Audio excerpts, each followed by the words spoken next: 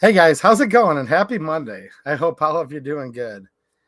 And as you know, by watching some of my videos and streams lately, Michigan gun control is literally here right now.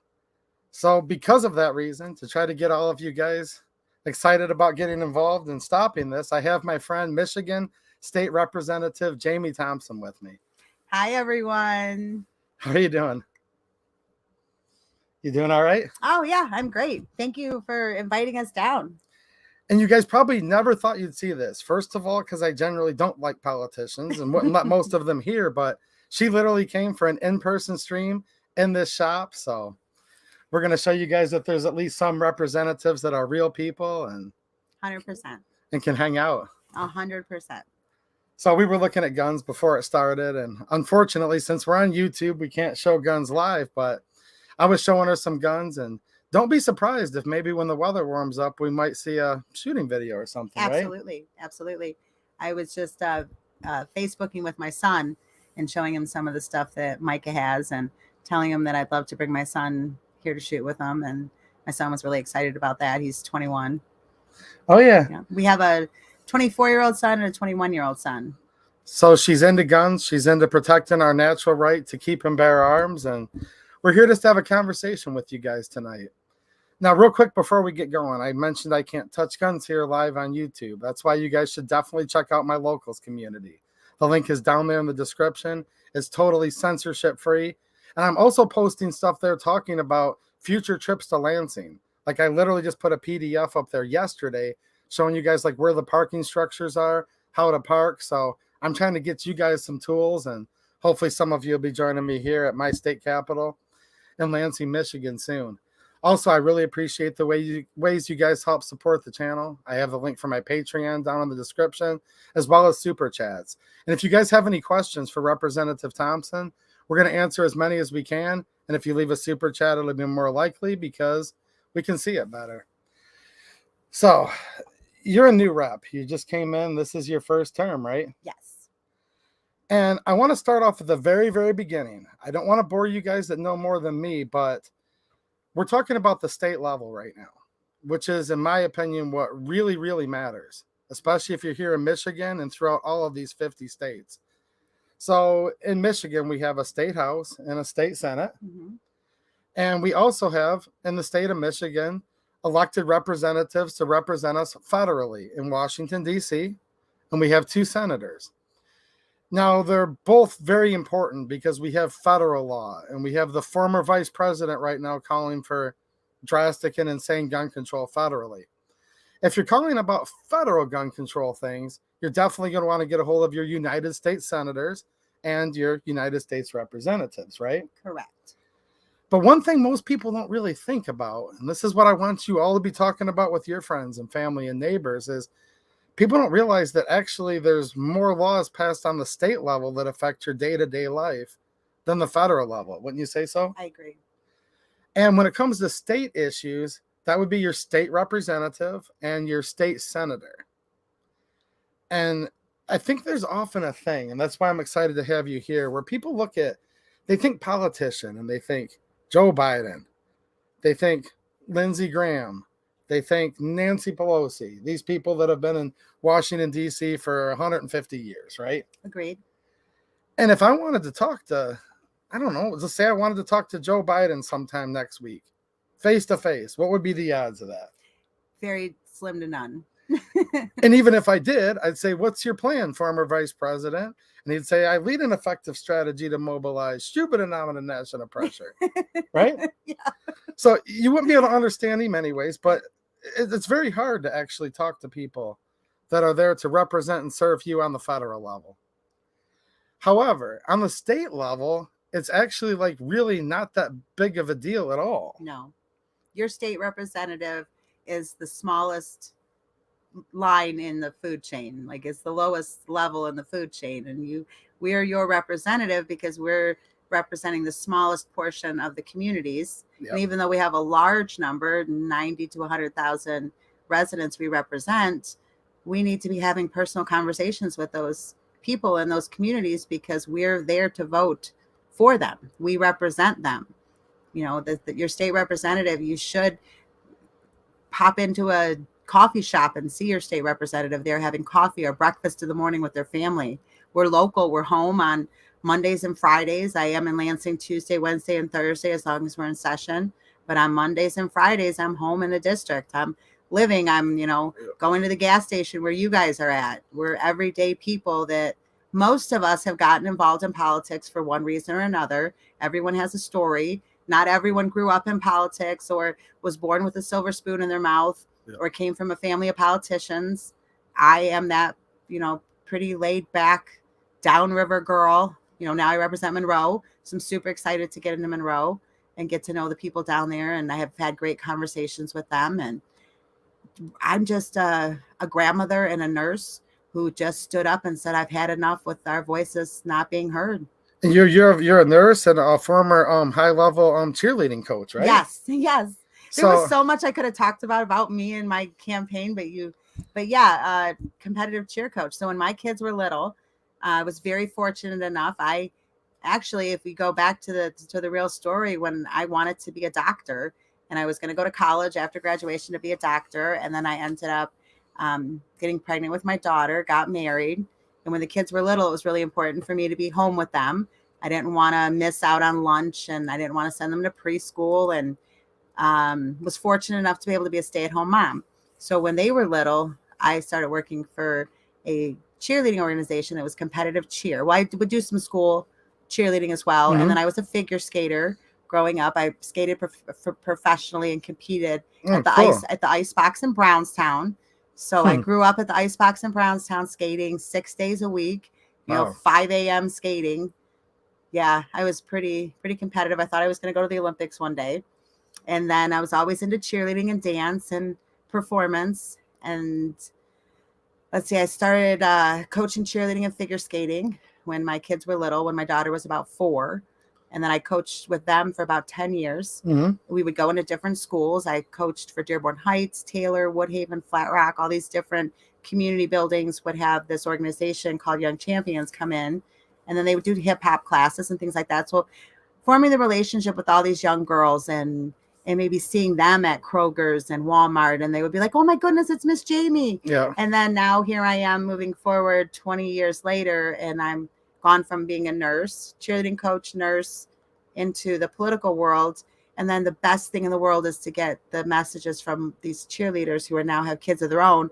And they're like, I voted for you, Miss Jamie, seeing, maybe they may have I was a very avid breastfeeding educator. So sometimes they've have children now and they say, I remember, you used to breastfeed Jackson when he was little, and you'd come to practice and you'd have the blanket over you. Yep. And I'd be telling the girls what to do on the, nope, get it straighter, guys, come on. And I'd have Jackson under the blanket nursing them. So you're not of like Harvard or Yale or Wharton School of Business or Wayne County Community College. That's awesome. I graduated from a community college myself. So the reason I wanted her to give that introduction, guys, is we're talking about just a regular person. However, you and all of your colleagues right now in Lansing have a really, really tough fight for the liberty and freedom of the state of Michigan. Mm-hmm. And I don't know if people realize this yet, but I've been talking about it a lot here. The Democrats just literally took control of Lansing, like swept through basically everything. And that is something that I don't think our mainstream media really puts out. And why would they? We know that they hide and bury a lot, and we don't get a lot of stories. And even personally, different things that I've done, or maybe a bill that I've just started introducing. Once you become a representative, you get kind of like they call it your comms guy. So he puts you in touch with press. He sends your press releases. He tries to get you interviews. The media is not picking up my story. I don't know if it's because my opposition wants my seat back and they don't want me to be vocal. So our local papers, like the Monroe County, the News Herald and Downriver, we've sent them multiple press releases. We've sent them lots of things that's going on, and they just don't pick it up. So I'm not getting any of that attention. So I think it's great that you're educating people, and you're just doing a great job because you've got such just a mellow, calming personality that this is about education, right? 2A EDU, you're educating people on guns. You're educating people on handling guns safely. Yeah. Learning the law. protecting themselves.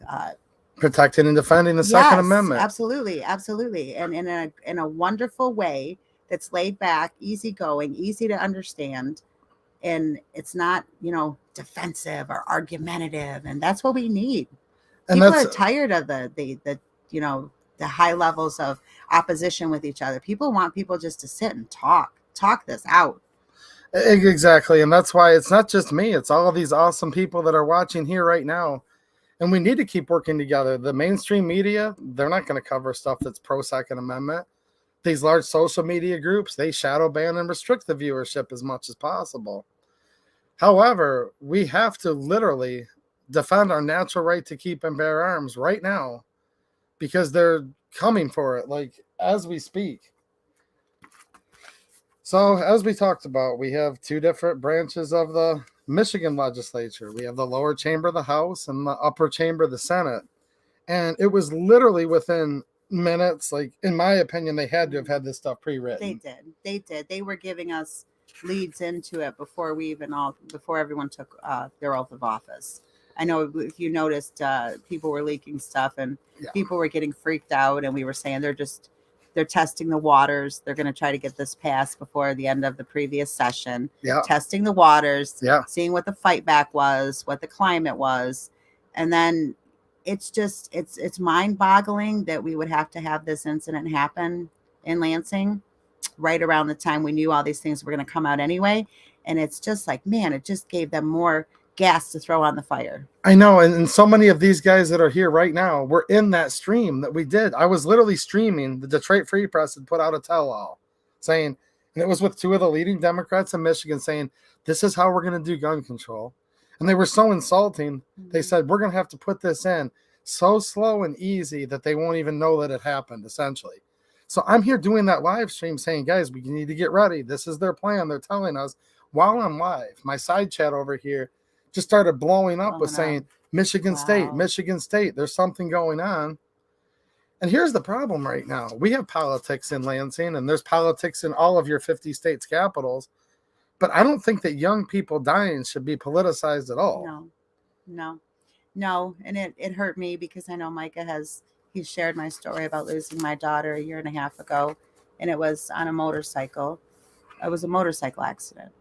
And that day in the Capitol, when we did the resolution to memorialize the families and the victims and even, honor the police that were there and worked really hard to bring everything together, it shouldn't have been about politics. That's why I spoke. It was about, not everyone knows what it feels like to lose a child.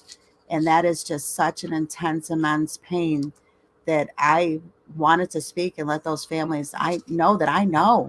I didn't want to make it about me or my story. And even my husband and I talked about it. And he said, Jamie, I don't know if that's a good move because you don't want those families to think that you're telling your story and making it about you. And I said, no, I feel like they needed to hear that I know how they feel. Well, that's called empathy. Yeah, I know how you feel. And that is something I don't wish on my worst enemy, that pain.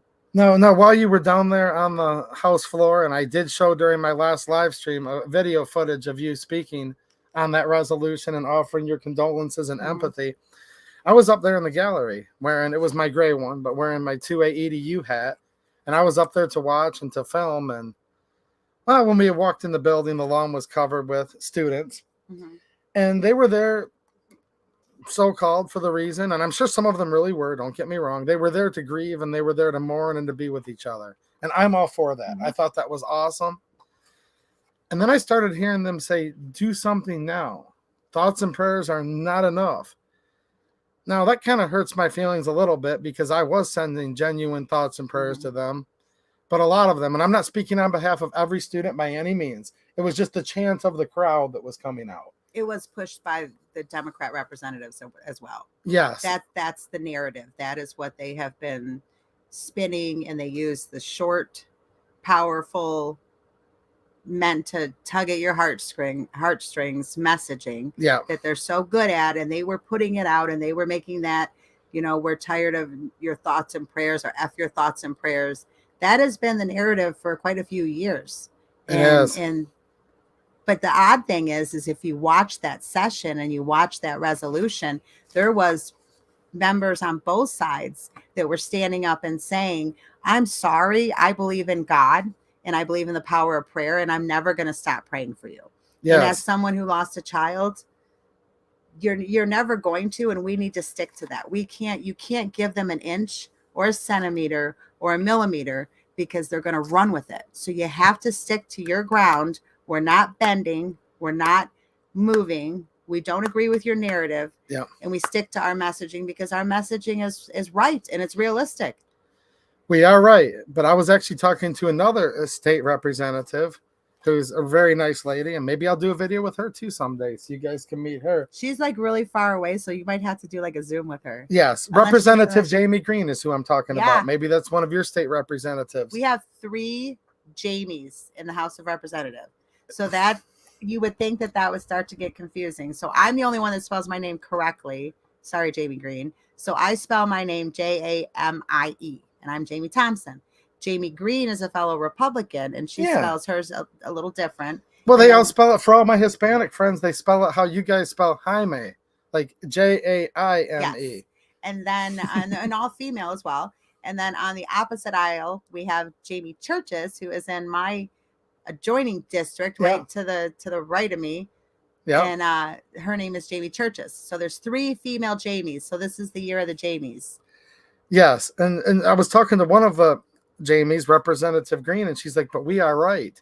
And I'm like, yeah, we are right, but who cares if nobody knows it or if nobody can hear about it?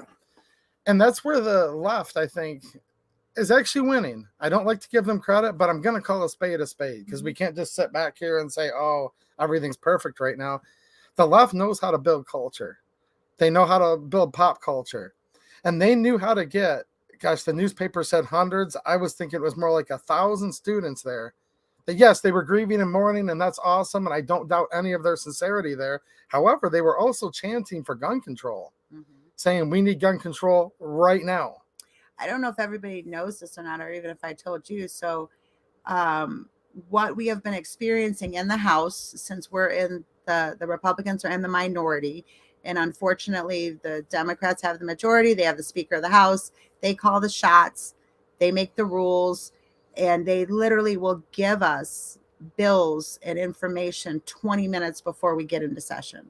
So we don't even get, usually like our Republican attorneys will get a hold of the bills as quickly as they possibly can, to brief them as quick as they can, to get the information to us as quick as they can before we got to go on the floor and vote on something. That's why we were all voting no on all of this, because we're like, absolutely not. There's no way I'm putting my name on something that I haven't read. So that day of the resolution, we were told, we got a message from the Democrat speaker, his office, that we're not going to make this political. We want both sides to understand that I have talked to the Democrat reps and let them know today is about quietly mourning the loss that we've had. We're not going to politicize this. But you saw in their speeches, they pushed the mark as far as they could to make it political. Like they just couldn't control themselves. Yes, and this is why right now in the state of Michigan, and I hate to say this, all the other 49 states, you're only one tragedy away from having sweeping gun control come, because the other side, they just never let a good tragedy go to waste, do they? No. And that's sick that they would even look at it like this. And I think it's sick too. Let's go even higher on level than this. I think it's totally insane that the Second Amendment would even be political at all. Because there are so many people on both sides of the aisle that 100% support our Constitution. And that's what our country was founded on. That's what our state government was built on as well, is a Constitution, a Michigan Constitution. And any law that's made that opposes that needs to be called out. And we take oaths to uphold and defend that Constitution, the U.S. and the Michigan. And everything that they're putting forward in the Senate is unconstitutional. I know, and it's insane that we're even in this place right now, because you look at the United States founding documents with the Declaration of Independence, and Thomas Jefferson said, all men are created equal, and they're endowed by their Creator with certain unalienable rights. And among these are life, liberty, and the pursuit of happiness.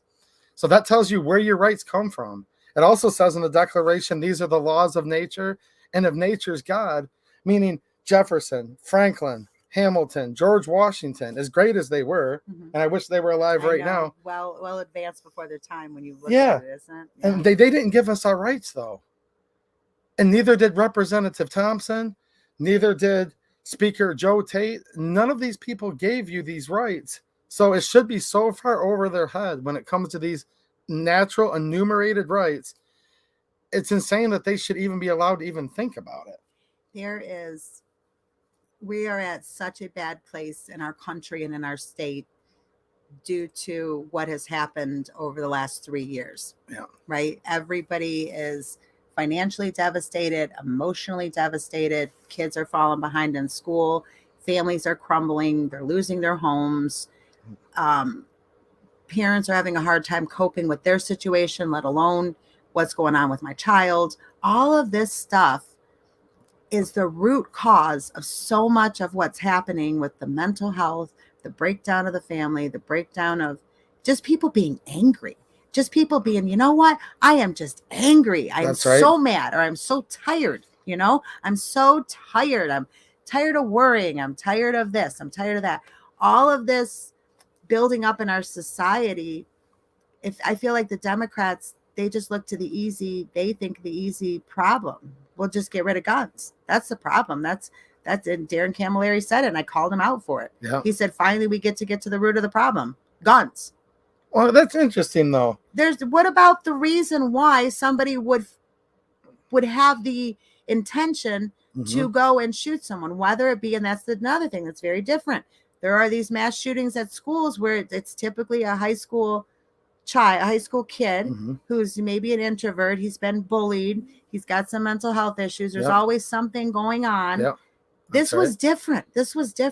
But they're trying to make it all the same. And then a mass shooting.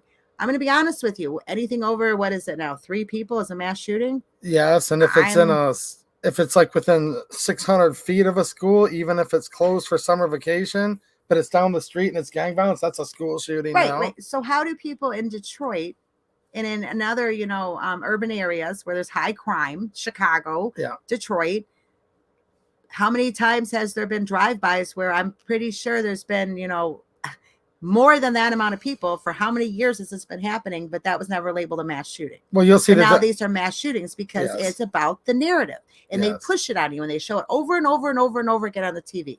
So you've got it so drilled in your head that, oh my God, we have to do something. Yeah. And that is what they say. We have to do something. But here's the problem. People have been trying this narrative for a long time. Literally, the right of the people to keep and bear arms shall not be infringed means if there was even one gun control law, it would be unconstitutional. However, finding ourselves where we are right now, there's over 20,000. This is on the federal level, okay? Not just in the state of Michigan, but over 20,000 federal gun control laws and regulations. Not to mention that murder is illegal. Yeah. Breaking and entering is illegal. All these other things. I don't mean to laugh because that's sometimes how the nonsense that it is, because I was joking with my husband and I just said that. I said, maybe I should introduce a new bill that just bans murder. Well, that's what I was calling for, actually. Really? I called for all these guys. I called last Friday. I said, call your state rep, call your state senator. Ban murder. We need to make murder illegal because if we do, they're going to stop, right? Because these affect criminals and not the law abiding is what they're trying to tell us. I know. So you just simply put a sign on the door and say, no guns allowed. Then you outlaw murder and this couldn't happen. But guess what? It did happen in a gun-free zone. Mm-hmm. Yeah. And did that leave those, because they didn't cover it too much, but there were those MSU students that painted on that rock, let us protect ourselves. But they painted over it within minutes, so you couldn't painted over it, right? So what are we doing? Are we in those situations at college campuses where they're all more or less above the age of 21? Yep. Why would they not have the right to defend? Or at the very least 18, and they're old enough to serve their country and potentially die in foreign wars for this country, right? They can vote, they can serve their country, they can protect themselves. Yet we leave them sitting there like sitting ducks without any ability to protect or defend themselves. And I wish the world was not like this. I pray every day, and I'm a woman of faith, and I know that God has a plan, and it's not God that allows these things to happen. There is evil in the world. And people are really mentally unstable and messed up right now.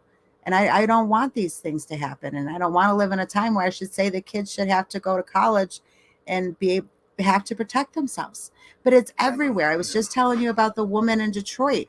I noticed this. I'm watching, and I'm learning to be more aware of my surroundings, but I was never that person. I kind of like, when I talk to people or I'm walking and I'm doing something, I'm not, when I did my CPL training, it made me realize how unaware of my surroundings I am. And my husband's always getting on to me because I notice he is very aware of his surroundings. Sure. So I was watching that, a couple months ago, where the poor woman in Detroit that was a respiratory therapist had stopped at the party store after work. And the guy came up and just, without even saying he was going to take her car or give me your car, give me your purse, attempt to rob her, he just shot her. Just immediately, without any voice, anything. Yeah. And I kept thinking, if she had had training or thought to take a CPL class or a self-defense class or to be aware of her surroundings, could anything have been different? And then I started noticing myself when I went, and I live in Brownstown, but we have crime in Brownstown. With that, shortly after that, I went to 7-Eleven at night on the corner of Reland and Allen, and my husband said, I shouldn't have let you go. Because I just, I said, yeah, because I came out of the store and I kind of thought, I was looking around because I don't typically do that. But we have the right to defend ourselves in a country and in a state that people have lost their minds. Yeah, I know. Yeah. And I think here's the key though. This stuff is really easy for them to do in Lansing, just to say, ban this, ban that. What's really, really tough, and I've admitted this to my audience, I'm not an expert on this, it's tough to actually dig in and look at things like mental health. Look at what it takes for people to kind of have a little, like, more just getting along with their neighbors again and just being normal people again, right? You're 100% correct, Micah.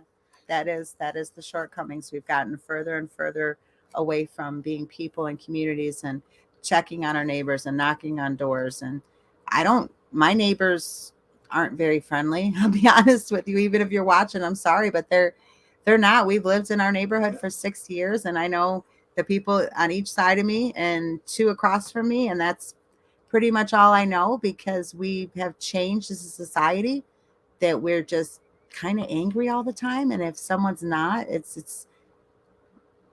that's how we get to know each other. Even when you talk about trying to get ideas across or voting or educating people on bills and legislation and trying to get people registered to vote and whatever, if you're a delegate or whatever you're doing, they don't know their community. They don't know where their neighbors work anymore. They don't know where their kids are going to school in district or they doing school of choice. Yeah. Like, that's another thing. There's a disconnect. They're on their phones. They're working long hours. We've got to get back to a simpler time because someone had asked me that question, how would mental health have, if it's true, this gentleman that did this, if his dad said that he was angry after he lost his mother for 2 years, he tried getting him to go to church with him. He wouldn't go. He isolated himself. He was playing video games, all these kind of classic symptoms. So when you talk about red flag gun laws, could that have stopped that? I don't think so. No. Because we already have the police, from what I understand, allegedly, it may still be an ongoing investigation. The police had already been making home visits to this residence. There were already signs, and there's already, again, plenty of laws on the books in Michigan that were broken.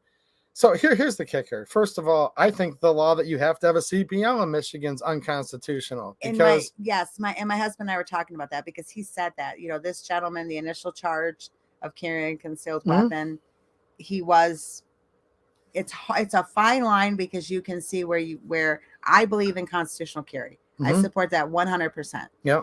If we would have had that, would anything?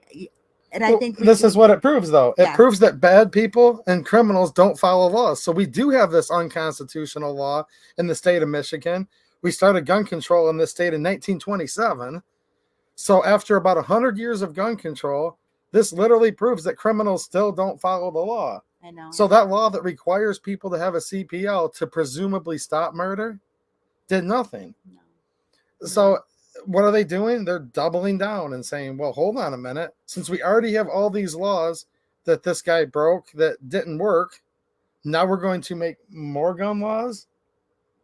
Like, like, I don't mean this as a put down to the other side. I really don't. I'm going to try to look at like the dictionary definition.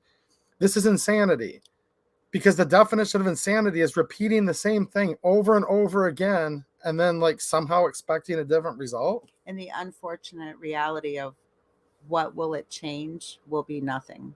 It takes the rights away from law-abiding citizens and diminishes your ability to protect yourself and your family in multiple aspects of the way these bills are written. And if somebody wants to harm someone or wants to commit robbery or break any other law, there's no law that they're going to follow because they're a criminal. All of the wrongdoing that anyone could ever use a gun for, it's already against the law to do any of those things anyways. Now, there's one more category of people I want to talk about. And I was being pretty passionate on my stream last Friday night. Now, I see people right now saying they're not going to follow these laws from my cold, dead hands. So here's where I'm at with it. It's not going to affect any of the criminals. We already said that. They don't follow laws. This should be obvious to everybody on both sides of the aisle in Michigan, right? However, this does affect the law-abiding. And this is going to turn a lot of people into criminals overnight. You're right. You're right. The chances of, we were just talking, unfortunately, with both of my son, Carrie, and I told my son, my youngest, jokingly, don't get into an argument with a girl or get a girlfriend that might get mad at you and say that you're crazy or unhinged, and they can just come and take your gun or your guns, and there's no due process. We're going to talk about that in just one second here. I want to catch up to some of the chats, though, because people are being pretty cool in the chat, which I'm not surprised with because I hang out with these guys all the time. If it flips, it ships. I know he's a Michigan man. He's saying that was the best speech, the one that you gave during thank you. On the House floor there. Thank you. Thank you very much. That means a lot to me. Now, JJ Rainey, this shows where it's a small world. He's not one of your constituents, but we were talking about different state reps, and I had brought up Brian Bagol. Yes. And he's the former sheriff of his hometown, so he knows him and says he's a good dude. So I've met Brian. Actually, he was leaving when you were leaving one day. You introduced me in the hallway. Remember, I told you guys, I'm like, I met some of them in the hallway thanks to this nice lady, and then I went to some of their offices, and so he knows Brian, and he said he wishes we had more reps like you. Well, thank you. KMI Building, another Michigan man. What's happening, dude? He says, good evening, 2A EDU, Representative Jamie Thompson and folks. Just Plinkin, he brings up the obvious question that I wish you had a way to ask the Democrats. Why are unconstitutional bills even allowed at all? Unfortunately, they have the right to put whatever they want to put forth. Unless people are literally willing to stop them. We need to get people in there who are going to preserve the Constitution. So it's my understanding that these bills, all of these gun regulation bills, will go through the judiciary process. And when we first started, you noticed that the majority of bills will start in the House. Yes. There are bills that can start in the Senate and come to the House, but the majority of the time it should start in the House. Well, first it should start in committee. Yes. That's what they were bypassing. Yes. So when we were screaming and we were yelling, and then the Democrats are saying, oh, get used to being in the minority. This is what it feels like. This is disrespecting the whole beauty of the democracy they're always screaming about, because they're not even allowing any of the bills to go to a committee to be broken down and analyzed. Appropriations, budgets, have healthy debates from a House that has 56 and 54. We are so 50-50 split. And I know Micah brings this up and tells you guys this all the time. Two people in each chamber, yes. So we're literally, they're representing half of Michigan and we're representing half of Michigan. So when they talk about working across the aisle, there is no working across the aisle. Our microphones are shut off. Our screens, when we go to vote on the last vote, that huge supplemental, they shut the screen off and wouldn't even let us use our votes. We had to do a thumbs up or a thumbs down. They're making a mockery of an institution that was built on our fundamental God-given rights that in history, amazing people have sat in that chamber. Yeah. And that is a disgrace to what is going on. The Republicans did not do that to them. And this is why we are supposed to be a representative republic and not a straight democracy, because a democracy is two wolves voting against one sheep on what's for dinner. Right. And that's what they're doing right now. They have a very, very, so yes, I agree with you on a fundamental level. There's no way they should be allowed at all. I mean, if you look at early Supreme Court precedent, like literally back in like 1803, Marbury v. Madison, all laws that are repugnant to the Constitution are void. But we find ourselves where we are anyways. I was going to say they are very heavily pushing a governor's agenda. And she has made it very clear in the way that she handled our crisis in 2019 and 2019, the way everything went down with her authoritarian rules.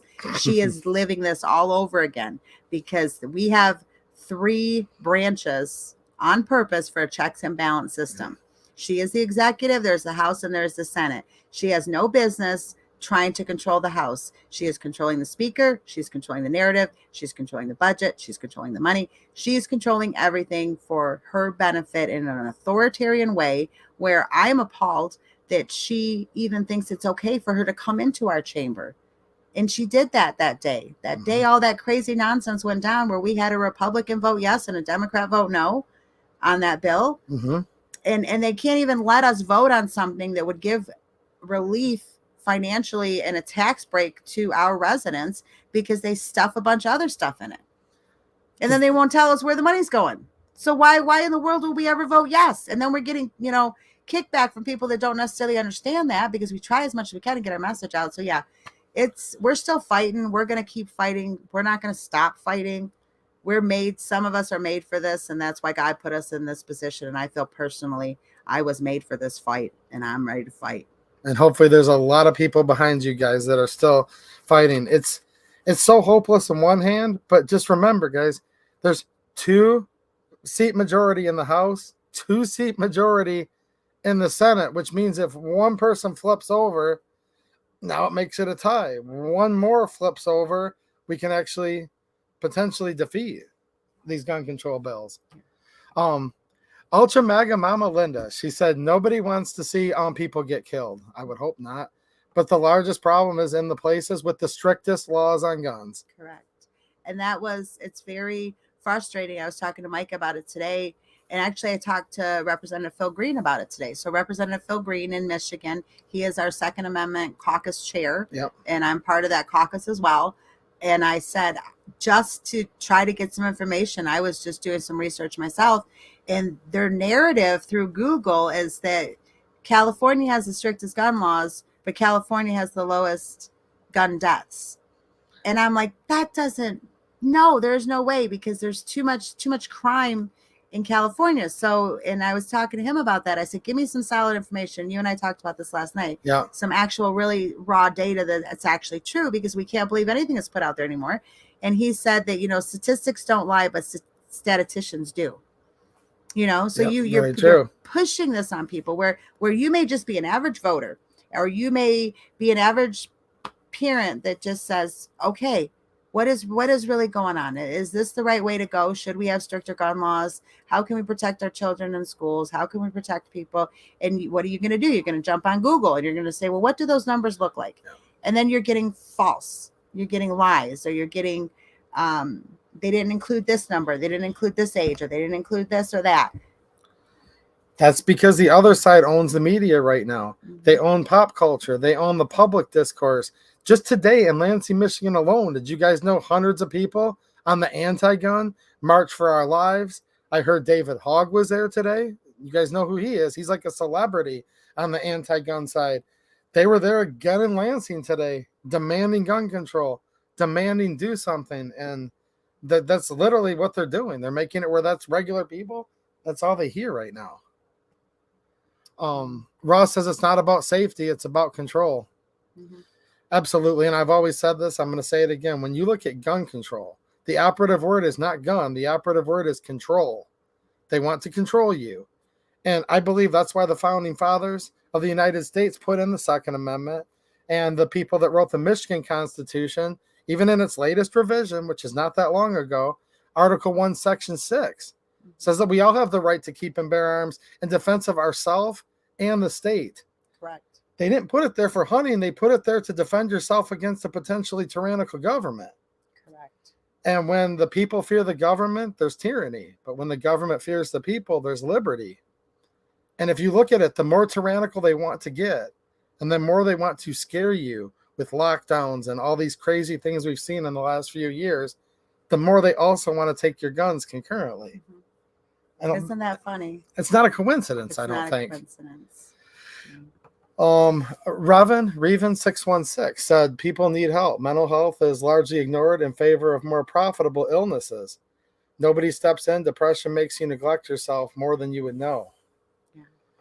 I am on health.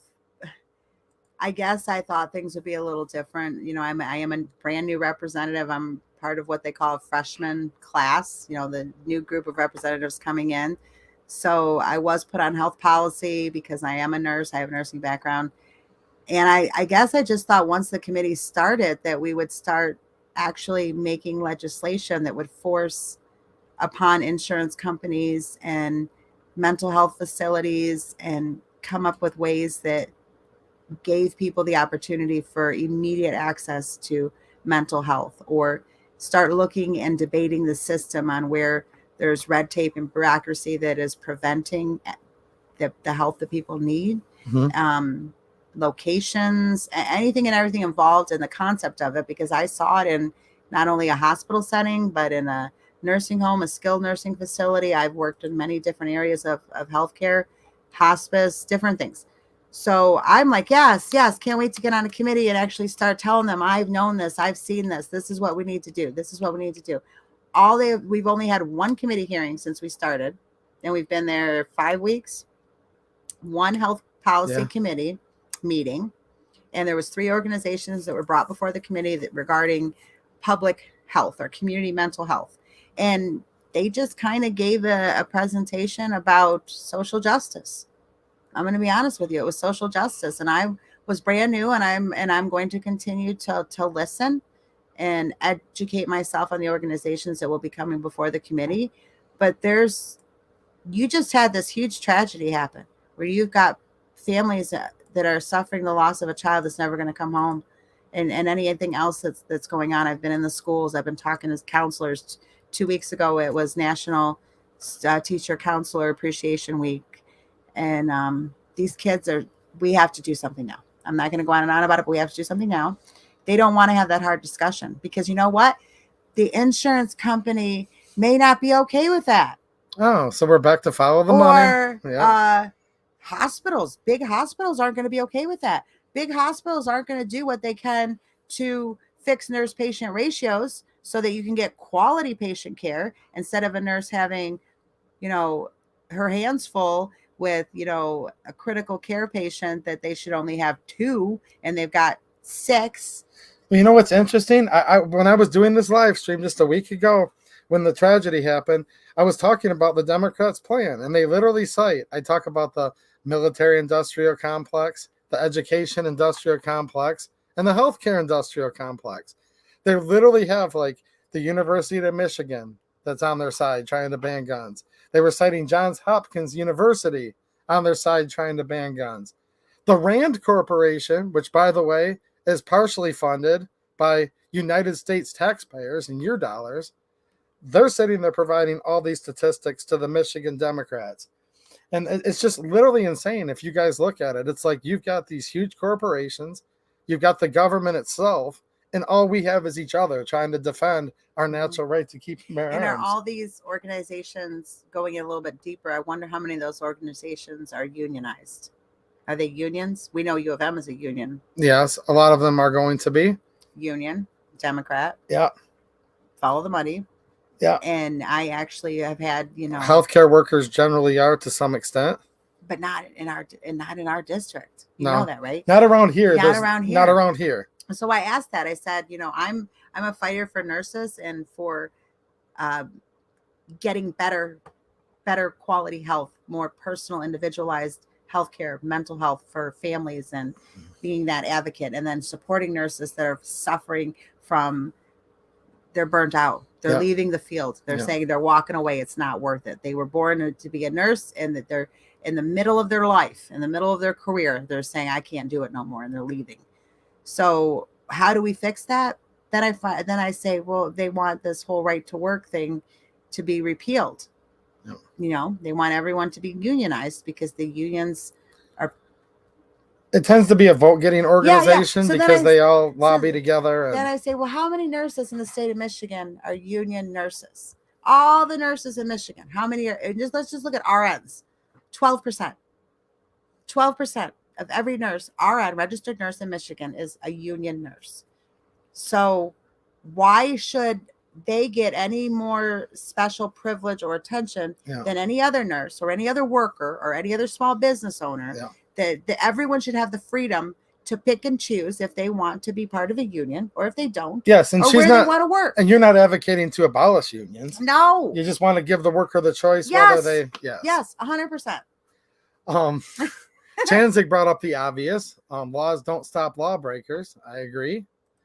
Will's Garage said, thank you, ma'am, for coming on the live chat. Bill Alexander, who's another Michigan man, said this rep is based. I agree. What does based mean? Based is the new word for meaning like you're. Well, like I got Sam, my staffer Sam. Yell hi. Yell hi.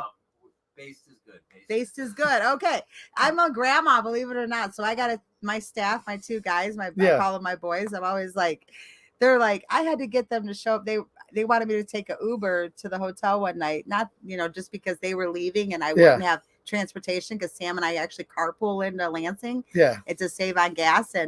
And they're like, have you ever taken an Uber? I said, no. And they're like, what? And they're like, give me your phone. We got to put the Uber app on your phone. Oh my goodness. Based would mean in this case, like you're based in the Second Amendment, based in the founding documents. Like, good. You have a nice foundation under yourself. Yeah. 100%. Constitutional conservative all the way. Greg Salami brings up a good point here. And this is where I'm trying to get people informed on this more. He said, who is the rep for the UP? I would suspect there's probably more than one, right? Correct. And I don't know, I haven't met all of them, but ironically, I believe there are. I know there's a Democrat if you're in the Marquette and a Republican. area. Yeah, there's a couple. It's not just like you would assume that it there's would be a just Republican. One. Yeah, or you would assume but it's not. There's a Democrat or maybe one or two Democrats in the UP. Well, here's how I can help you, Greg. If you go down in the description of this stream after we're done watching, it says contact your state rep. When you click on that, there's a spot where you can literally type your address in there, and it will tell you who your state rep is. So hopefully that helps you, man. Jeremy Wilson saying, keep fighting the good fight. I know he's in Representative Bob Bazat's district. I like Bob Bazat. He's a good guy. Yes, I've had Bob on this channel before when he was before he got elected and after he did in his first term, and he's talked about Second Amendment stuff. So, of Athan, I think is how you pronounce it. Athan says, I listen to you while I give myself a haircut. I give myself a haircut too on Fridays, man. Good info. Good on you, man. Mexican for the 2A. Nice. Dude, that's awesome. And here's the problem. And here, for any people right now, I don't care what color you guys are. I never talk about race on here at all because I don't care. Like, why do I care? But here's what's interesting. The Democrats just presume. They say that every black person, they believe every Latino, just anything but a straight white man, they believe will just vote for them no matter what. Until you look and it's like, do you know how many black viewers I have and Hispanic viewers I have that are like super, super pro Second Amendment? I know. How does this whole rumor, how does this keep perpetuating itself? I have actually, when I was campaigning, I had conversations, believe it or not, with African-American families that were conservative and Muslim families that were conservative. And it was the Muslim family that told me that it's the media that keeps putting it out. The media keeps telling you that we only vote Democrat because the Democrats only care about our issues. And I'm not okay with constantly categorizing people. No. To me, that this whole implicit biasness and equity, diversion, equity, and inclusion, that's prejudiceness and that's racist. We're separate after all these years we spent to bring people together. Now we're pushing them apart. Yes. And to me, the Second Amendment, back to owning guns again. Do you know how many Democrats I own, regardless of what color they are? Just white male Democrats, will just say, are still voting Democrat, but they're into their guns. So in the House of Representatives, find out how many African American Democrat state representatives from Detroit carry. A lot. I was talking to a rep actually when you invited me to be your guest on the House floor for opening day. I was talking to one of the reps. I think it might have been Phil Green. It was one of the guys. And I was like, man, how can these guys want to ban guns when like they don't want to protect themselves? He goes, Right. dude, do you know how many people are carrying over there right now? Kind of hypocritical, isn't it? Yeah, it's kind of literally insane. Now, look, I know what some of you guys are probably saying in the chat right now. It's both parties. Yes, obviously, the Republican Party's been terrible in so many ways for so long, and there's all these rhinos and all of this. Yes, but I'm not the one making this partisan. They are, and here's why. These 3 Senate bills, the safe storage, the registration and universal background checks, as well as the insane red flag laws, every Democrat in the Senate is co-sponsors of all of it. So they are literally doing this on party lines where every single Democrat is pledging that they're for gun control, at least in the Senate. Yeah. So this isn't me trying to say, and look, you guys need to get after all of your representatives right now and senators, even the Republicans, because don't be surprised if 1 or 2 Republicans might want to come over on some of this. Absolutely. So we're not, when we say Democrat and all this, we're not giving all the Republicans a pass. It's just the Democrats are making gun control a partisan issue right now, right? Democrats are just, I think, someone told me once, they're more collectivists.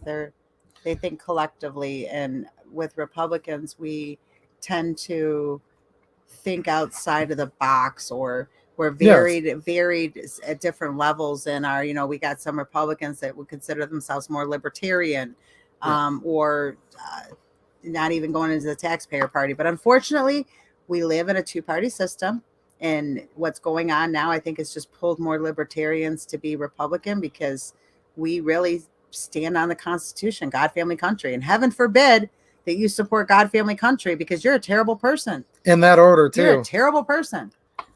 Yes. So yes, guys, trust me. It's a lot of things are messed up, but this is why I had her come here to talk to you guys, so that we could just talk like regular people and realize that, look, you talked about the checks and balances. So if you look at the Federalist Papers, when this country was just before the Constitution was written, they talked about the concept whether we should have a government or not. And there were varying arguments about how much of one we should have. Some people said practically nothing. Well, the Federalists said if men were angels, we would need no government at all.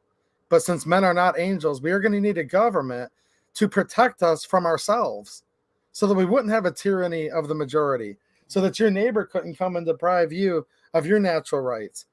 Well, then they went on further, and this is the checks and balances part. They said, but if the government were angels, we wouldn't need any checks or balances. But since the government are certainly not angels, we need both internal checks. And that would be the legislative, the judicial, and the executive. But they went further. They said, and external checks on government.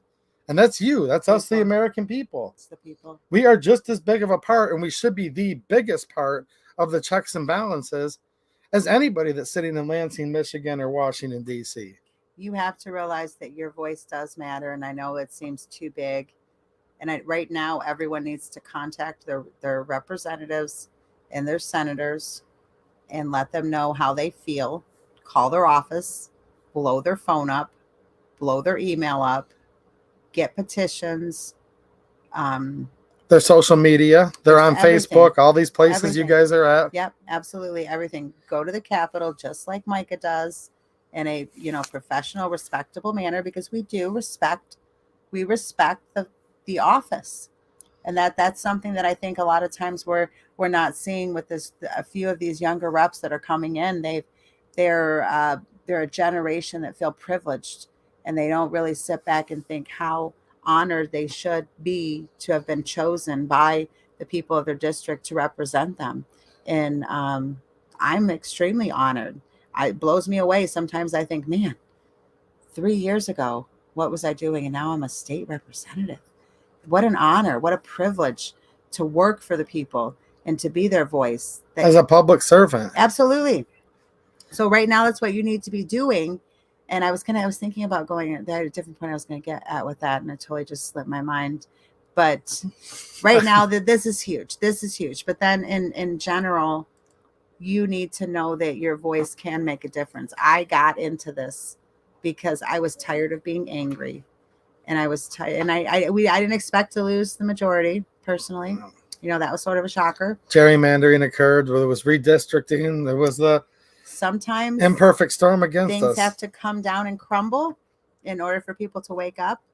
And I Yes. hate to see that. I would hate to see a Michigan that we're going to have to live like this for 4 years until we could possibly get different leadership in. I don't want to have to go to the point that we have to go to the Supreme Court, because how long is that going to take? Yep. I mean, there's been things that we have precedent set that these bills that they've introduced are unconstitutional. Yes. According to the Supreme Court. Yes. And they're still putting them through. Yes, a lot of these have already been ruled on by the United States Supreme Court, which that's supposed to be the supreme law of the land. Yeah, Yeah. I mean, okay. Yeah. I'm going to read a couple more of these real quick. We've almost been on an hour, so I don't want to keep you. Yeah, and I know I told you it would go fast. And Went by super late. Do you have a few more minutes still? yeah, we have a few minutes. I will just read real quick here. I had a couple more of these. Saying, wow, that's amazing. 2A, hats off to you, man. Thank you. Round Wayne, what's happening? He says, you're a true warrior, Jamie. More states need people like you. And we're trying to encourage everybody, like specifically here in Michigan, obviously, but also throughout these United States. Mm-hmm. Everything we're talking about, you guys need to apply to your home state legislatures. Skilljoy says, just bought my first gun ever. I'm 37 and got the G3C because of your videos and my budget. Nice. There you go. Nice. That's what it's all about. See, and doesn't that make you feel good when you realize that you made a positive influence in someone's life or educated them on something? Yes. Education is empowering. And that's like, I can see it. I see it in your eyes, like when you get excited that you helped someone. Well, because there's another good person that's not realizing. I know, and you are such a great guy and doing such a good job with what you do. I tell everybody, like, you really are. God bless you. Oh, thank you. It's pretty easy too when I love that model of gun and I'm all enthusiastic about it. And what's happening, Frank? Frank Hunt says, that's the Democrats. Never let a good crisis go to waste. I completely agree. And I want to just go over a couple of these real quickly. And I've done videos on these already. Mm-hmm.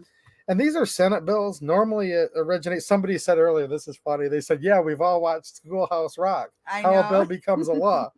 Well, you thought you knew how a bill becomes a law until you look at what's going on in some cases here in Michigan.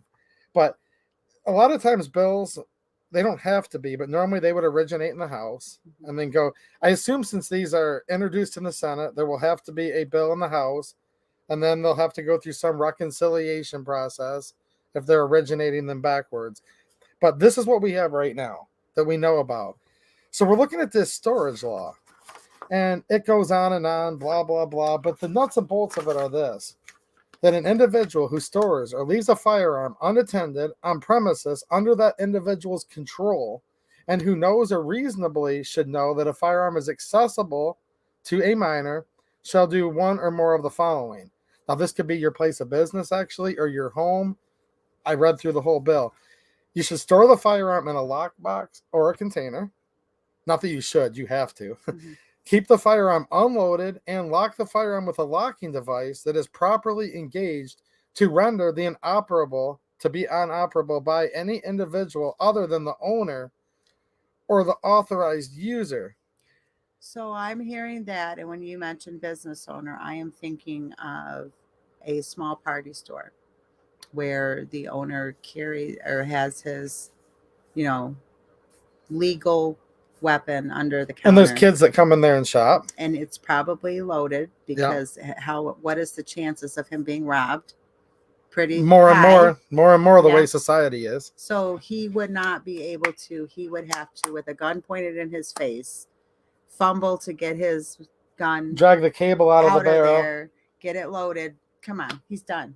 Now, how does this work in real life? Guy comes in and says, stick him up. And I'm pretending you can't even pretend you're holding the gun on YouTube. But he shoves something in his face and he's like, pause with the video game controller and runs back and says, let me go back to the safe. Here's the problem. This isn't a video game. No, it's not. It's not. And we talked to even some representatives that were previous sheriffs, and they've talked to their fellow sheriffs and fellow police officers, and they don't want this. No, because here's the thing. This is the best case scenario. This is if you have excellent local police department or an excellent county sheriff. Now, look, we don't like any federal police like the ATF. They're unconstitutional. They shouldn't exist. But I'm sure in some of your hometowns, and I hope all of you do, you might have a decent sheriff and you might have some decent deputies. The problem is they even know this. Best case scenario is when seconds matter, police are only minutes away. Mhm. Now, when the criminal comes into your business or your home in the middle of the night, they're going to come because, again, they don't follow laws with their firearm loaded at the ready. Mhm. And if police can't always protect you, which any good cop will admit to that, because it takes them minutes to come, what about you fumbling through this safe in the middle of the night? How did we get to this point that there would have to be a legislation introduced that would force us into that situation and strip our right away to protect ourselves when seconds count in our businesses and in our homes when someone is coming into our home, our business? That what happened to children knowing that the education of children of firearms and knowing that Is very important. that it was respected, Yes. that maybe listening to your parents, maybe the respect for your parents, maybe the respect for authority. Something broke. No, Something broke somewhere along the lines with our families and the way we're raising our children. I just got to keep going back to when did this start?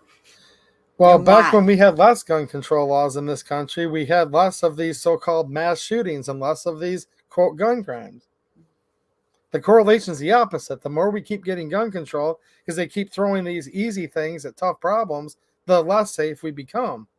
And one more quick thing with the storage that I wanted your insight on, obviously as a representative, but just as a mother and a grandmother. So if you have the little kids and you have like a little treat or something, right? Mhm. And you know, you're like, okay, I have a treat in this bag, and you fold the bag over and put it on the counter and say, but you can't look at it. I won't tell you anything about it, and you can't touch it. And then you just go to take a shower or something. What's the odds that they're not going to peek inside that bag? I agree with you. That's not. They're going to look. So making a gun Curiosity, taboo. I don't want to use the terrible saying curiosity killed the cat, because that's not appropriate to say. But my husband and I have talked about that with our grandchildren and educating them on gun safety. And even when they got at Christmas, they got some BB guns. Their uncles, my sons, bought them BB guns. And we were very clear with Bentley, who's 8. It's just a BB gun, or if it's a toy gun, show them how to pick it up. Show them how to hold it. Teach them to always point it at the ground. You know, that may seem excessive, but I don't think so. Important. I think that's being responsible. Exactly.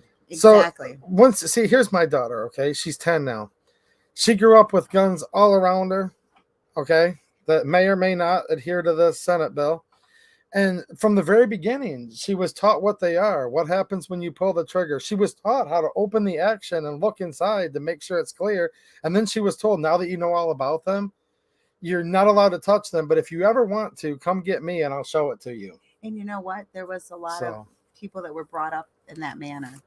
There was a lot of, we talked about Ralph Reban, and he talked about at school, they brought their guns, their rifles, and put them in the locker. They walked to school with them and put it in the locker. Because they were going hunting with their teacher after class.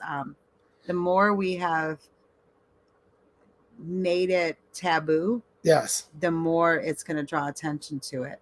And we're looking at that in combination with radical agendas and control and stripping our rights away. We look at what we've landed in. And we are in a hot mess that I wish I could tell you guys that it was all going to be okay. It's going to take a miracle, like I said. Like everybody needs to get involved, like right now. Like hopefully you guys are typing and calling as we speak. I'm being serious. And I'm going to be going to Lansing again soon. I will let you guys know on locals. The reason I'm going to start posting those updates on locals is this. I don't want the other side to know all my intel. So I'm just going to leave it at that. And that's true. And sometimes we get too, I don't know, because I used to be a screamer and a yeller and get so angry. And then I realized that sometimes screaming and yelling or being a keyboard warrior is not getting me anywhere. So you are absolutely right when you say you need to go to your representative. And even when I was running for election, my husband said, win or lose, we're going to Lansing. And I know you chatted with my husband now, Micah and Ron have been chatting, and he's a really smart guy and a big patriot. We're going to Lansing because that's where you affect change. This arguing on social media, spreading misinformation, arguing with each other. guys, that's getting us nowhere. You need to go have a conversation with your representative. And if you don't like the answer, guess what? Get with the people in your hometown, in your district, in your community, and make sure you put somebody forth that is going to affect your safety and your security, not these people that are going to make you less safe. You know, sometimes it starts at local government. That's what I initially thought that I was going to do. I was going to get involved in local government, Your township and your city county clerk commissioners, city, yep. Yeah, that's where really it all roots from. You see big changes in communities, you know, sheriffs that understand their role Yeah. and the power that they hold. To protect your rights. They all those sheriffs that stepped forward when Gretsch was, you know, enforcing these tyrannical orders, and they said no because they have more power than she has.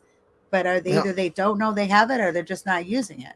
So all that is local. You can either sit back and you can be angry and miserable the rest of your life, or you can be as active as you can and then try to make time for your own health. Because if you do dig in this politics can make you go crazy. It can. It really could. And you got to make time for your family and for yourself, and take a breath and take a walk and chill out, put the phone down, stop reading the articles. Just actually do something, and then you'll either A, win, which is we need to win at all costs, or you'll at least be able to go to bed at night knowing that you're not complicit. You didn't just sit there and do nothing. Yeah. One other real quick thing I thought of with this storage law thing. They always talk about equity in the poor people and all of this. Have they checked the price of a gun safe lately? I was going to say they're going to give free gun safes. They are not going to. Is that part of the bill? No, but they are going to waive the sales tax for like a year. So you'll save the $60 in sales tax, but you'll still have to pay $1,000 for every 12 guns to put them in safes, right? That's kind of crazy. The other one's just real briefly. And are you going to check every Michigander's house to ensure that their guns are properly locked? Well, somebody asked that too. How are they going to know this? It makes you wonder. It's not going to solve the problem. What else do they have planned? Once again, yeah. Well, then when it still doesn't work, they'll say, now we need to start coming in your house once a week, It just never, ever stops. You know, where's that going to end up? What do you think people are going to think when they're trying to say that they're going to come into their house, their home? What do you think is going to happen then? Well, the same thing that's going to happen here, and I just want to touch on these real quick. There's also a universal registration. We've been talking forever. I don't want to keep you here too long. The red flag laws. This is something that's literally the worst. And I've been told by a couple people, even in Lansing, that some representatives might think this is a compromise. Mm-hmm. I've heard that as well. And I want you to remind your reps, the Republicans and Democrats, both, all of them, this is not a compromise. This is probably the worst one. This is where they come in and take the guns first, then so-called due process, which is an oxymoron because due process of law means you have to have the due process first before you could be deprived of your firearms, right? So if you get red flagged, I'll give you guys a 30,000-foot overview real quick. Basically, somebody that has a certain relationship to you, and I'll read who they are in a second because it's insane, can flag you, and they can fill out a particular form with the court and say that you're a potential danger to yourself or others. That form would then be processed to a judge, which has what's called an ex parte hearing. Now, when you read the Bill of Rights, you're like, hold on a minute. I have the right to face my accuser. I have the right to a lawyer, and if I can't afford one will be appointed to me. But they're sidestepping the Constitution on this, and they have what's called an ex parte hearing, meaning you've been flagged. You don't know you've been flagged, but your ex-girlfriend from 28 years ago flagged you. You'll see in 1 minute when I read this list. And all of a sudden, you potentially, and this has happened in other states already, and people have died over this, you have cops busting down your door in the middle of the night to take your guns, and you never even had a court date or knew what was even happening. Correct. So now you think there's a burglar coming in because you're a law-abiding citizen, you never heard a flea, you forgot about that ex-girlfriend from 29 years ago, but she's been social media stalking you, and now you're going to come out with a gun in your hand. Now you've got cops from your hometown versus you shooting at each other. And I mean, this has literally happened. It happens with fellow police officers too. Like we had a conversation about that, unfortunately, because police officers. Make sure you're speaking up. Huh? Oh, it's happened with police officers as well. Terrible things have happened. There was a police officer that was killed because of that. Yes, and in a way, look, it's so hard to say who to blame who, but in a way, you can't even really blame the homeowner because all of a sudden his door's getting busted in. He thinks it's a burglar. He comes out with a gun in his hand. I mean, this stuff literally. No, it's very scary. It's very frightful, and it's very scary. It is really scary. It makes absolutely no sense. It is probably, I agree with Micah, it is the worst one that they put forth. And this is a no. This is a big fat no. And I'm just going to read this list if I can real Yeah. quick, just to put a punctuation point. We're not talking just like your current husband or wife or somebody, although there's many people that get in spats there, as we all have before, They right? could disagree with your political leanings. Yes, anything they want to, they can flag you. So here's the people that can red flag you. Now, they're going to call this an extreme risk protection order. I'm calling it what it really is. It's a red flag, right? So it says any of the following may file an action under this section. The spouse of the defendant. Now, you would be the defendant, just so you know. But by the way, you don't get a lawyer to represent you because they put this under civil law, which doesn't give you a free court-appointed lawyer. So you have to pay for it out of your own pocket. Good point, Micah. You always bring out the good points. Very good point. However, if you were to violate this and you're under the order, then they would come back and criminally prosecute you after the fact. It's like a catch-all. Yep. So it's the spouse of the defendant, former spouse of the defendant.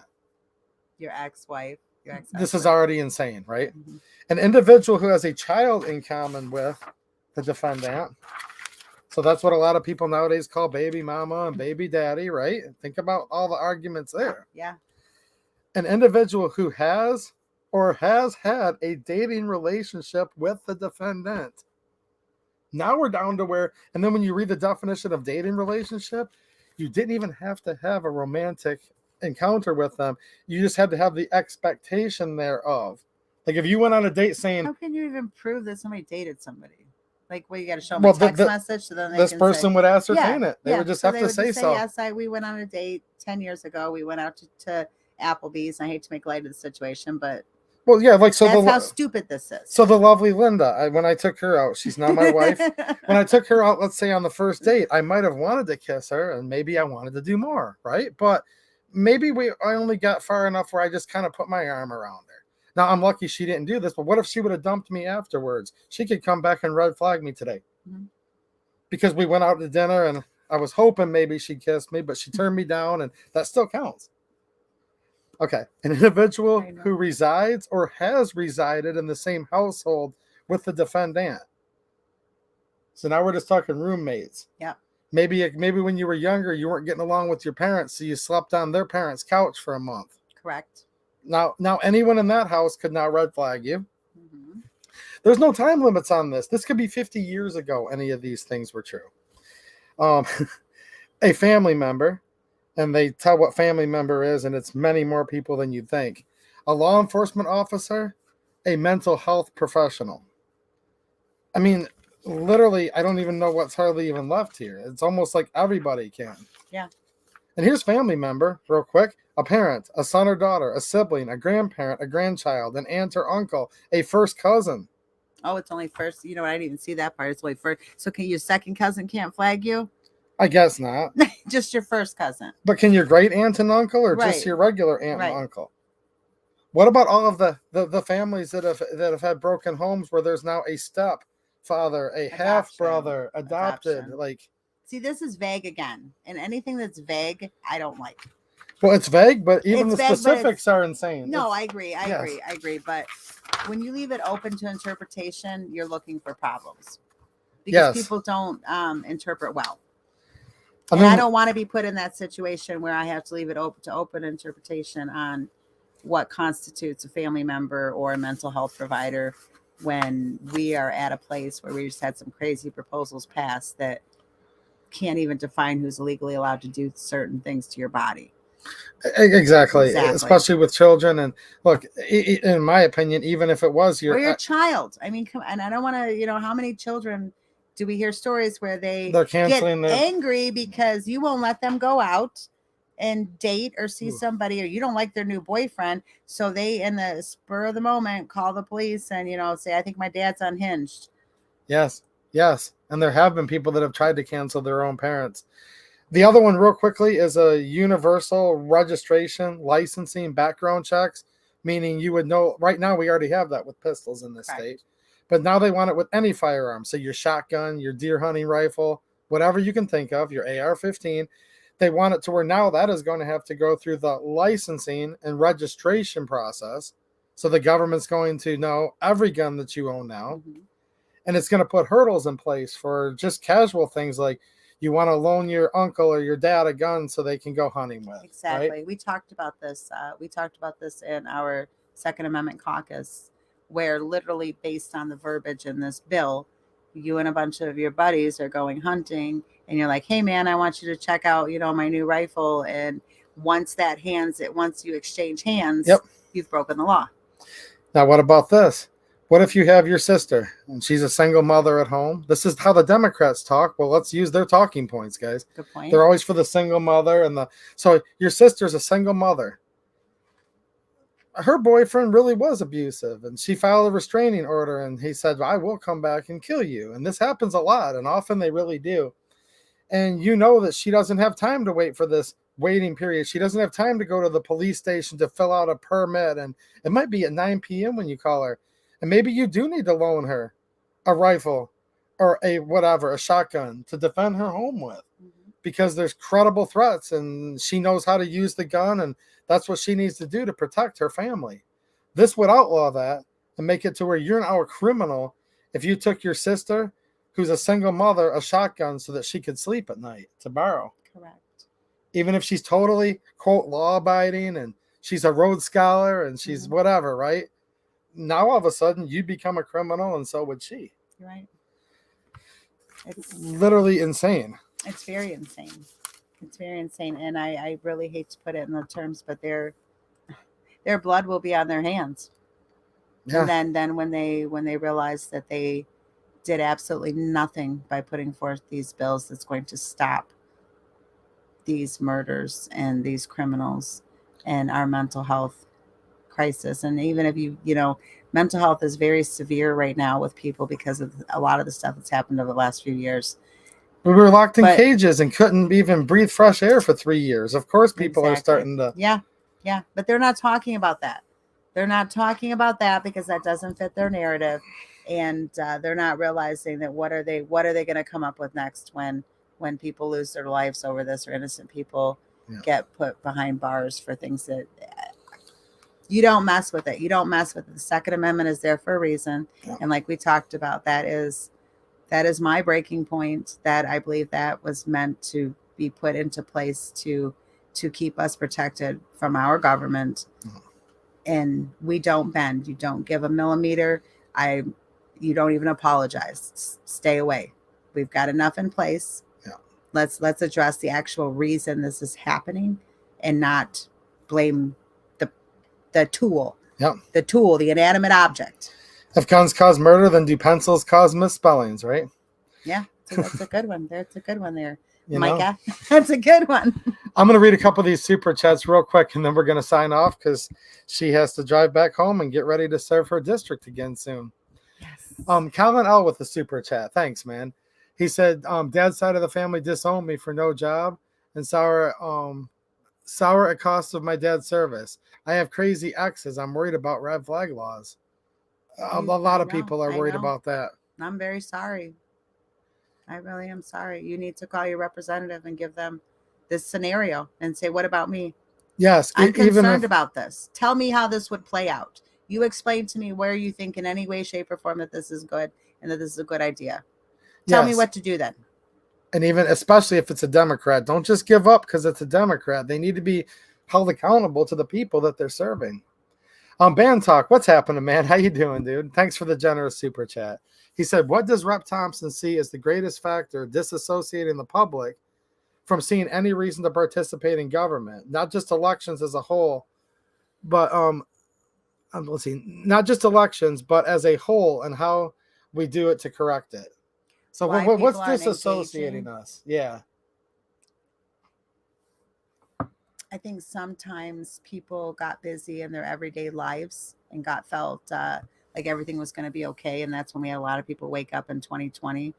I think that people think that their voice isn't loud enough, or that the system is corrupt, or they don't trust. Can I say elections? Yeah, you can say that they're not trusted. Sure. Yes. Properly, we need to have secure elections. Actual secure, not fortified the way, Correct. but secured. The security in our elections, and just not really thinking that politicians are there for reasons other than power. And there are some that are there for good reasons. They have a story behind. There's a lot of them that have come in with stories, and that is why they chose to be a representative and put themselves out there. And another thing, there is a lot of, we eat our own, they say. They used to say when I was in nursing school, nurses eat their own. Yeah. Because they do. They make it so hard for you to perfect your career. And they say Republicans and politicians, and what you need to know is that we get involved because we have stories and we have backgrounds and reasons why we do things. And mine is medical and family and God and protecting my grandchildren and your children. So you need to know that you need to stop thinking that the problem is too big. Just keep it small. Start small. Yes. Start talking to your friends. Talk to the people at the gas station. Hey, man, what do you think about these gun bills? Or that keep it even simpler for an initial conversation. You always see the same guy at the gas station, the clerk, or you always see the same guy at 7-Eleven. Yeah.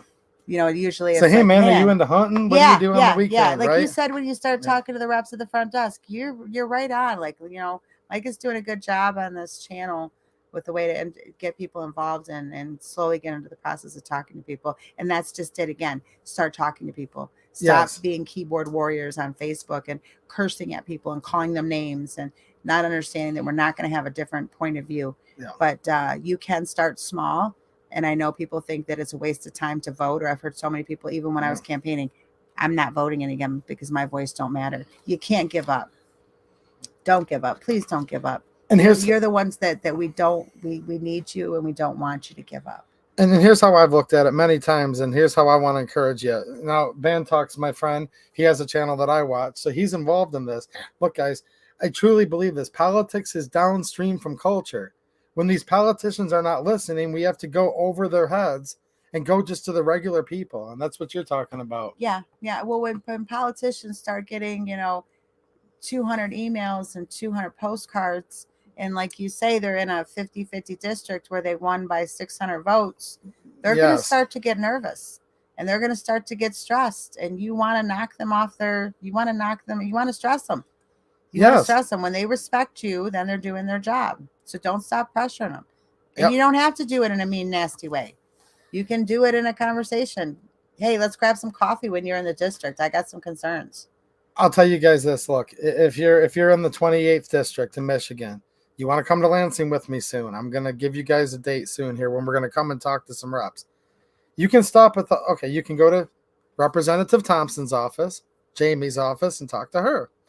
There's also another Jamie whose office happens to be right before hers, and you can stop and talk to her as well. Okay? One's a Republican, one's a Democrat. Both are in swing districts, quite frankly. Correct. The other one's even a lot more swing than yours, I would note. A lot more closer margin than yours. Mm-hmm. But I'm telling you, we can go talk to a Democrat, and what are they going to do to you? Roll their eyes at you? Oh, well, okay, now go back home and tell everybody that, right? Yeah. If they were to do that. I'm not saying that particular representative would do that. I'm saying if some Democrat rep were just to say, get lost, I don't care about you. If they do that, go home and tell all your friends and neighbors. Right? Yeah. Ren Brunley with a super chat. Thanks, man. He said, Michigan Libertarian here. The LP stands with you in the fight against Lansing. Every gun law is an infringement. And there are lots of libertarians who might not agree with a Republican on many things, but when it comes to fundamental rights, we're all in the same fight. And one more here. One Love Design. Thanks for the generous super chat, man. He said, parking for your next Lansing mission. Hopefully more Michigan folks can get there with you. I hope so as well, because I'm going to tell them one story. I walked into one of the offices, okay? And I said, how many people's been here that walked in? And they're like, well, I mean, we have lobbyists. I said, no, not lobbyists. How many regular people like me that have walked in? And they're like, oh, about 10. Yeah. since you guys have been in session for 5 weeks. I've only had you, my previous campaign manager, stop by to see me. He's still a good friend of mine. And geez, Sam, who else is really coming to our office to see us? Micah. So we're sitting here with Sam, who's a cool dude. Walk into Jamie's office, you'll be able to meet Sam. He sits at the front desk. And Yes. he's from downriver, born and raised downriver in the district. Yes. He knows our district.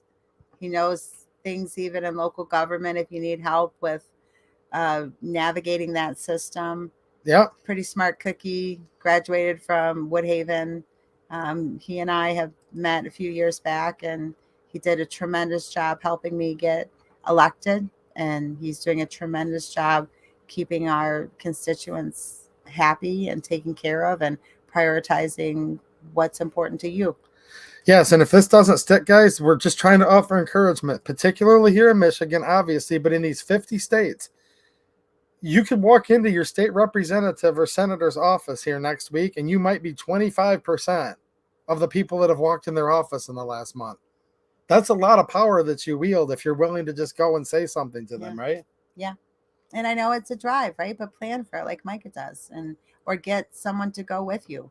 Carpool, do it together, That's even better. Or, they're usually closed on the day the kids are home, but that's another great thing to show your kids. Like you had mentioned here to Tall and Lansing. That's awesome. That would, be great to teach the kids that and show that. And the battle flags, the Michigan State Capitol, something really interesting that you may want to take your kids to. And there's cool cannons on the front yard Yes. for all you gun people. And I mean, there's actually some nice stuff there to look at and hang out. Yeah, it is. It looks like Mike McClune just gifted some channel memberships. Thanks, Mike. I appreciate it. Well, we've been on for almost an hour and a half now. Yeah, we so should go. did you have anything you wanted to say in closing? I want to thank you for the great job you do, and everyone else that has a channel like Micah that is doing what they can to preserve our liberty. And please just know that we are doing everything we possibly can, and we won't stop fighting. No matter what this outcome is, you need to fight till the end. And don't look at this like being the end of the world. Okay. We will get back the majority. We will do what we can. We will take it to the high courts. I don't want it to get to that point, but we are strategizing. We're talking, we're working every day, 24/7 right now. We understand the severity and the infringement upon our rights that we're looking at right now in Michigan. And we're not taking that lightly. Take care of yourselves. Yeah. Take care of yourselves. Take care of your health. Take time to set all this aside and just really sit down, give your kids a hug, love them, be a part of your family, put your phones down. We got to start taking care of ourselves and each other. So God bless you. Thank you, everyone. And if anyone needs anything, I am just an email away, a phone call away. I'm working for you, and that's why I'm here. So thank you. Thank you very much. And thank you, Micah, for having me on anytime. You're welcome. Anytime. I'm excited about getting to come down and, hopefully bringing my son and do some shooting and check out some of the cool stuff you have in the summertime. Oh, yeah, we will. Yeah, probably before summer, maybe. Who knows? Yeah, the way this We got weather's stuff, going, so maybe much next stuff week. going on, though, with what's going on in Lansing. We're going to get hit real hard, guys. They're going to be dropping bombs left and right, and we're just going to have to stand strong and know why we were called for this moment and this time. I agree with you. And some of the women are going to be your strongest fighters. I'm just going to throw that out there. In many cases, yes, I agree. Don't just mess with remember- our babies. Just remember, all of you guys are important. You don't need to be a YouTuber. You don't need to be a representative. Just do you and be yourselves. We just need a lot more of us to be getting involved. Yeah. All right. Yeah, thank you. Thank you, guys. I'll see you guys next time. I'll be back. All right, guys. Thanks for watching, and have a good one.